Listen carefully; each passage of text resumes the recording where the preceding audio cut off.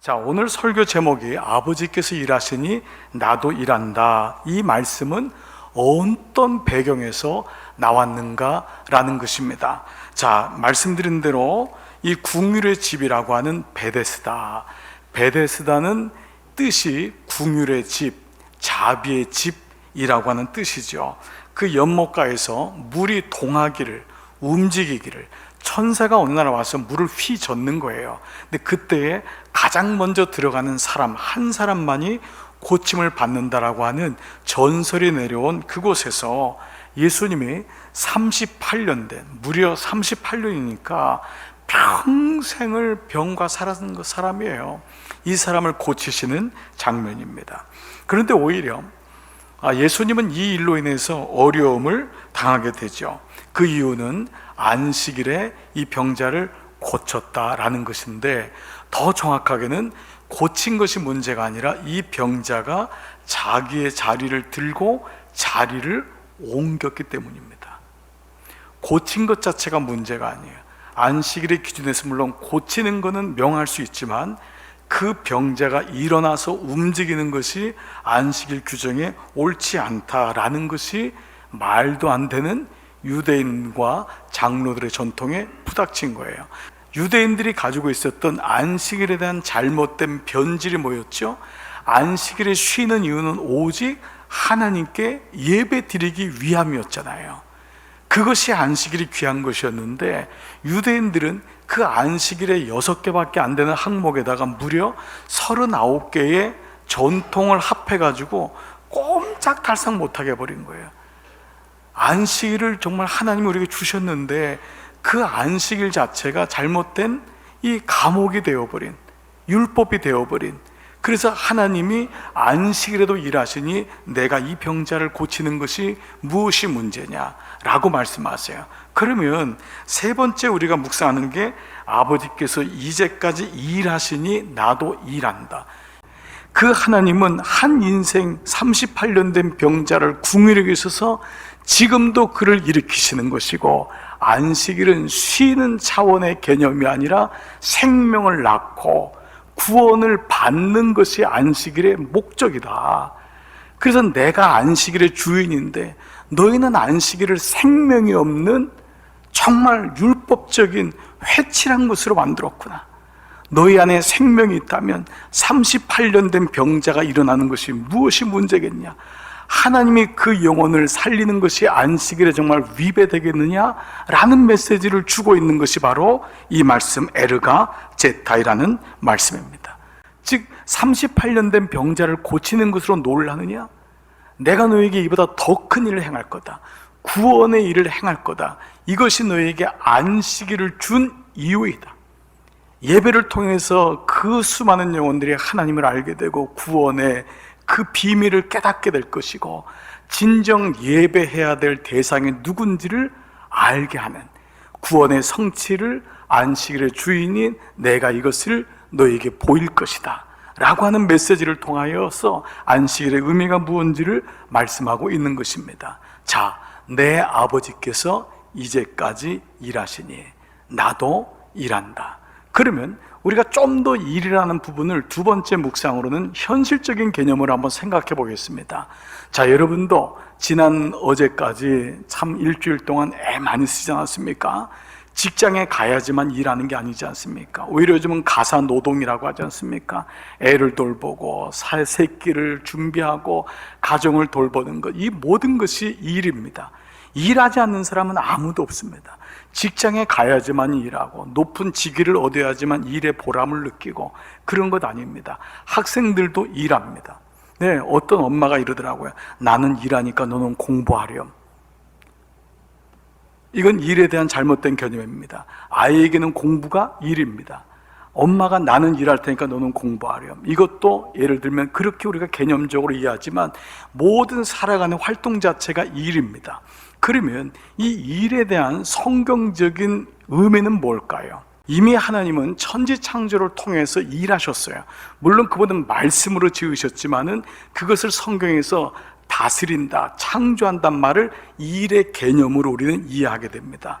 그런데 그렇게 일하셨던 그분이 매번 하신 다음에 좋다, 참 좋았다. 이건 일에 대한 성취입니다.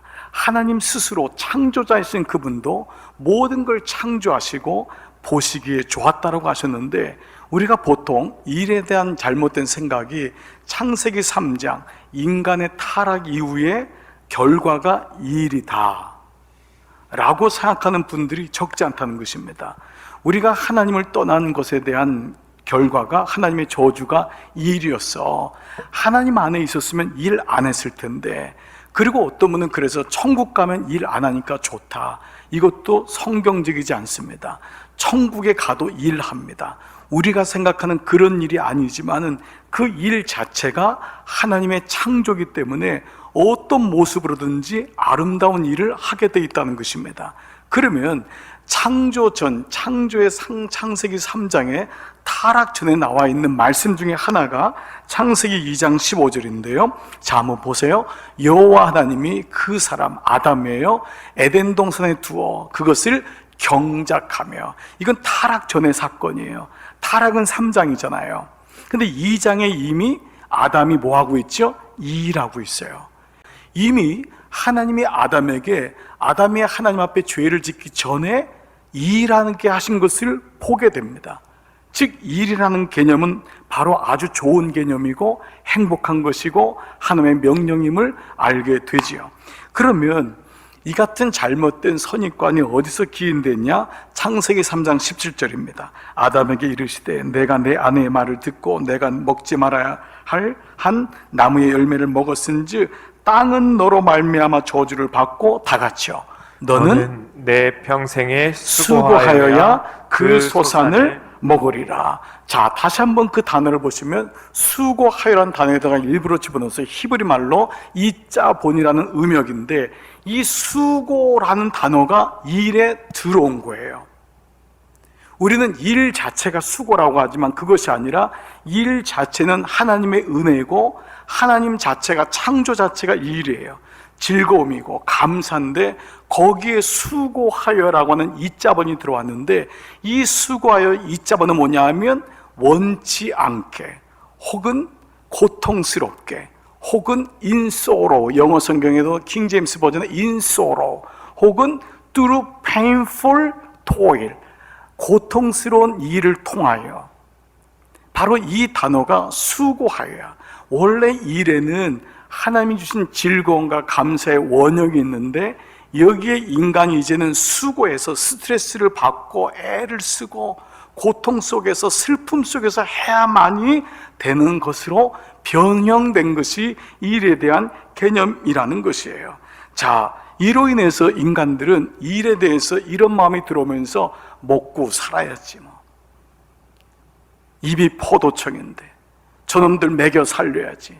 그러다 보니까 일에도 어느 날 일의 귀천을 따져서 어떤 일이 좋은 일이고 어떤 일이 안 좋은 일이라는 것을 직업별로도 나눠버렸습니다.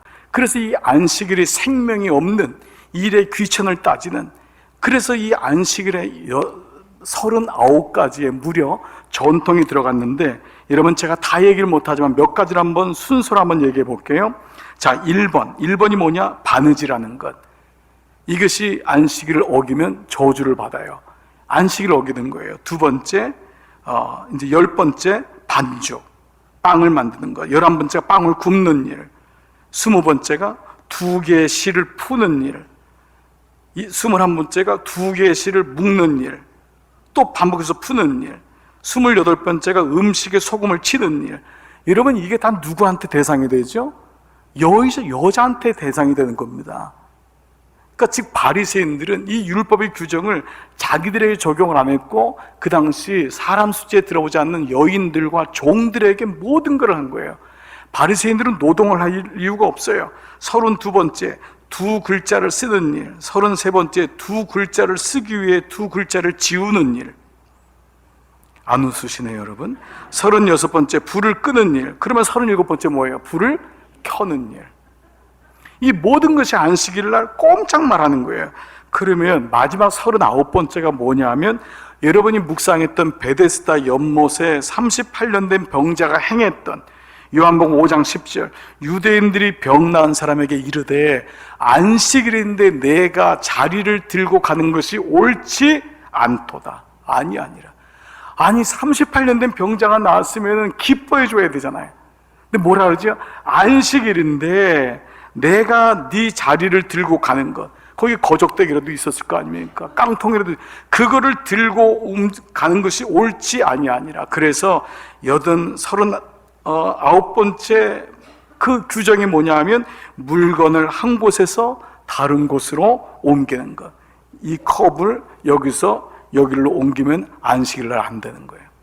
이런 규정까지를 정하였던 것이 바로 일에 대한 잘못된 개념으로부터 오는 것이 규정화되어서 모든 여인들과 모든 천한 일을 한다고 생각했던 종들의 것을 발목을 묶어버림으로, 자기들 스스로는 바리새인이니까 할 게 없잖아요. 와서 예배실에 앉아만 있으면 되는 거예요.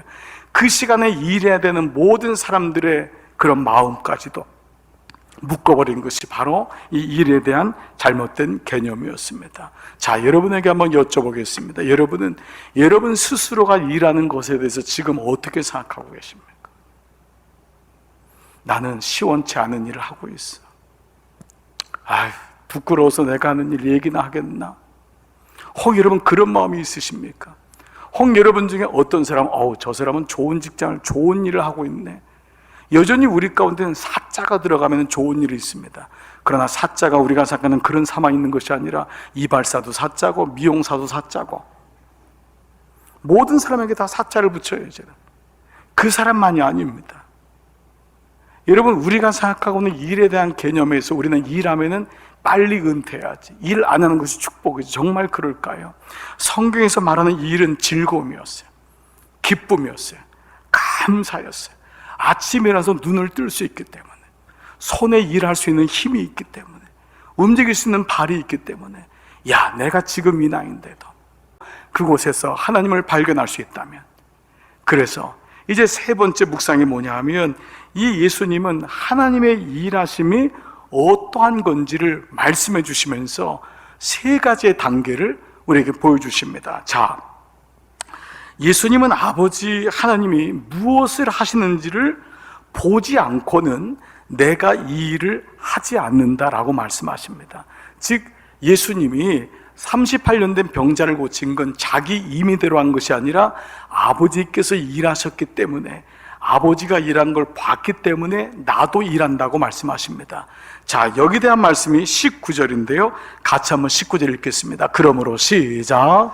그러므로 예수께서 그들에게 이르시되 내가 진실로 진실로 너희에게 이르노니 아들이 아버지께서 하시는 일을 보지 않고는 아무것도 스스로 할 수 없나니 아버지께서 행하시는 그것을 아들도 그와 같이 행하느니라. 자, 여긴 두 가지가 있어요. 하나님은 아들 되신 예수님에게 당신의 일하는 걸 보여주셨어요. 그리고 예수님은 아버지 되신 하나님이 어떤 일을 하시는지를 관찰하시고 그걸 본대로 하셨다라는 것을 말씀하고 있어요. 여러분, 이것은 우리에게 대단히 중요한 인사이트를 줍니다.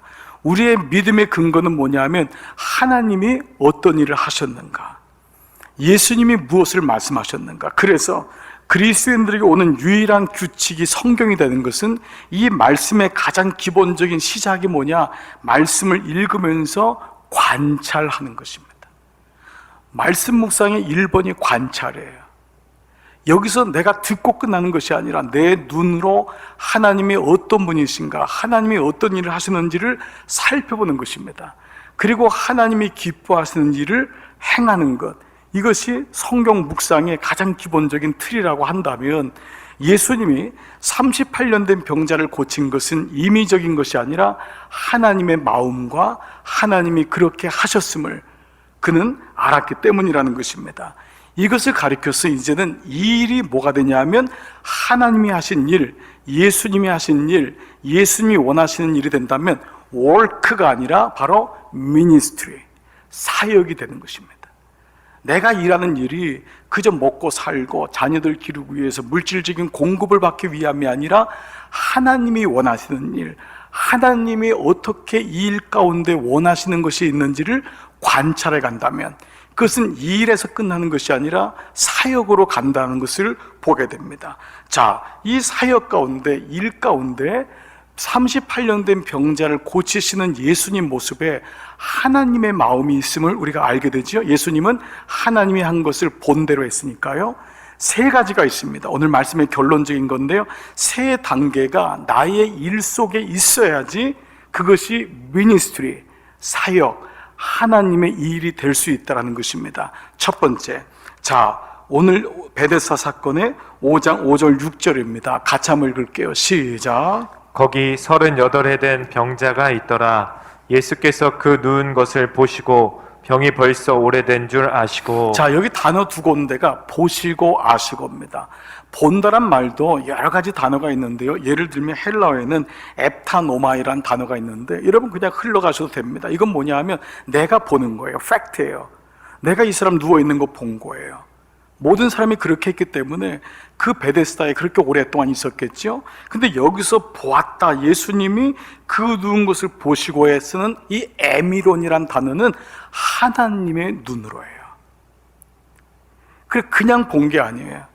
아버지의 눈으로 보니까. 그러니까 이 말씀 자체도 여러분이 어떤 걸 느끼죠? 예수님의 측은지심을 느끼는 거죠. 예수님이 그 누운 것을 보시고. 그러니까 이 에미론 단어는 하나님의 눈으로 보는 거예요. 여러분, 내 남편, 내 자식을 볼 때 어쩔 때 내 눈으로 보면 미워요. 정말 속상해요. 그런데 어느 날 하나님의 궁율의 눈으로 보이기 시작하는 거예요. 불쌍한 마음이 드는 거예요. 처음엔 인간적인 마음인 줄 알았는데 그것이 바로 에미론, 하나님의 눈이구나. 그러니까 그 마음을 주니까 참아주고 견뎌주고 또 기도해주는 그 마음이 바로 여기 에미론이란 마음이에요. 모든 사역, 모든 일터에서의 내게 주신 직장이 무엇이든지, 여러분이 어느 현장에 있든지 이 첫 번째 마음, 하나님이 궁유를 계시는 마음이 모든 일의 첫 단추입니다. 여러분 중에 혹 그러진 않겠지만 내가 이 일하는 거 당연하지, 내가 이 대학 나온 거 당연하지, 내가 이 정도 집 가지고 있는 거 당연하지. 여러분, 예수 믿기 전에는 그게 당연했어요. 그런데 하나님이 내 안에 들어오면서부터 아니구나, 이게 하나님의 은혜였구나. 하나님이 불쌍히 여기셔서 정말 흙수저 같은 나에게 이렇게 여기까지 인도하셨구나. 내 배에서 이렇게 귀한 아이가 나왔구나. 감사하구나. 이것이 모든 일의 초점, 첫 번째 단추가 되는 것입니다. 오늘 우리의 무엇 때문에 내가 구원받고 무엇 때문에 여기까지 온 것이 아니라 하나님의 궁휼하심 때문에, 하나님의 불쌍히 여기심 때문에, 그 은혜가 있을 때 그 인생은 첫 번째 단추를 여는 것입니다. 그러면 두 번째 단계가 뭐냐 하면 6절 8절입니다. 이르시되 내가 낫고자 하느냐, 이르시되. 또 8절에도 이르시되 일어나 내 자리를 들고 걸어가라 하시니, 두 번 다 뭐죠? 이르시되 가라사대. 예수님이 말씀하셨다는 것입니다. 이런 만약에 불쌍히 여기는 마음, 궁휼의 마음만을 가지고 있다면 그 마음은 여러분들 아니고도 세상에도 깔렸습니다. 세상에도 불쌍히 여김을 받고 싶어하는 사람이 있어요. 그렇다면 우리가 다른 것은 무엇입니까? 우리 안에 하나님 말씀이 들어오는 것입니다. 궁휼히 여기는 것이, 궁휼히 여김 받는 것이 첫 번째 모든 일의 시작점이라면, 두 번째 모든 일함과 기업과 가정과 학업과 모든 것에는 하나님 말씀이 들어와야지만 됩니다. 말씀이 없으면 열심히만 사는 인생이 됩니다. 세상에 열심히 사는 인생이 얼마나 많습니까? 인생은 열심히 살다가 죽는 게 인생이 아닙니다. 성실하게 일해야 되지만 그 가운데 하나님 말씀이 들어올 때 이 일이 미니스트리가 됩니다. 하나님의 일이 됩니다. 그때 하나님이 어떻게 일해야 되는지도 가르쳐 주시고, 너에게 준 기업을 이렇게 해보렴, 내가 너에게 준 자녀를 이렇게 양육해보렴, 너 남편을 이렇게 한번 섬겨보렴, 아내를 이렇게 사랑해보렴. 왜 가능합니까? 말씀이 들어오니까. 말씀이 없으면 내 방법대로 하는 것입니다. 부모에게 받은 배운 대로 하는 것입니다. 상처 입은 부모로부터 기껏 배워도 얼만큼 배우겠습니까? 하나님 말씀이 내 안에 들어올 때 우리의 기업, 우리의 삶, 모든 영역이 일해서 미니스트리가 되는 줄 믿습니다. 그래서 오늘 38년 된 병자가 궁휼여김만 받은 것이 아니라 그 병자에게 이르시되, 여러분은 말씀을 듣고 있습니까? 여러분 가운데 말씀이 있습니까? 예수님 말씀이 없으면 그냥 열심히 공부하는 학생이에요. 머리 좋은 학생이에요. 예수님 말씀이 없으면 그냥 직장 생활하는 분이에요. 예수님 말씀이 없으면 그냥 사장이에요.